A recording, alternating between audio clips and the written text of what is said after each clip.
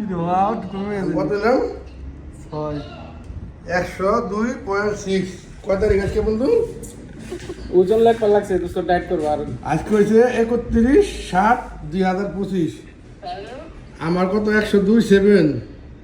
শাহাদাত 84 kilo, জুয়ের কত 75.7।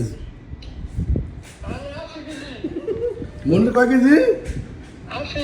মনির 80 KG. তো target কি এখন?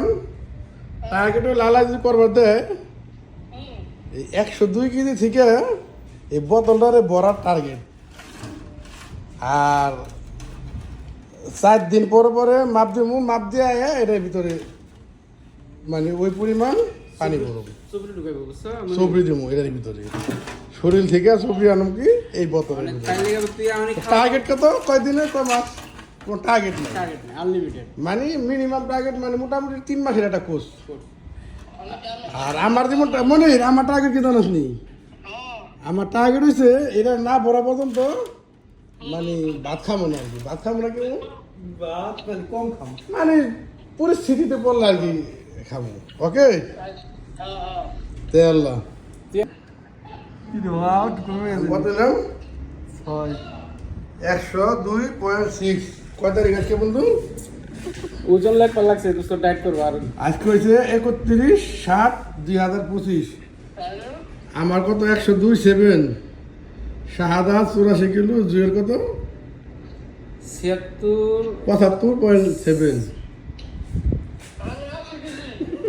মনির কয় কেজি? মনির 80 কেজি। তো টার্গেট কি এখন? টার্গেট লালা যদি করবার দেয় এই 102 কেজি থেকে এই বোতলটারে ভরার টার্গেট। আর 4 দিন পরে পরে মাপ দিব, মাপ দিয়ে এটার ভিতরে মানে ওই পরিমাণ পানি ভরব, চুপড়ি ঢুকাইবো বুঝছো সবরি দিব এটার ভিতরে। শরীর থেকে সবরি আনুম কি এই বোতলের ভিতরে।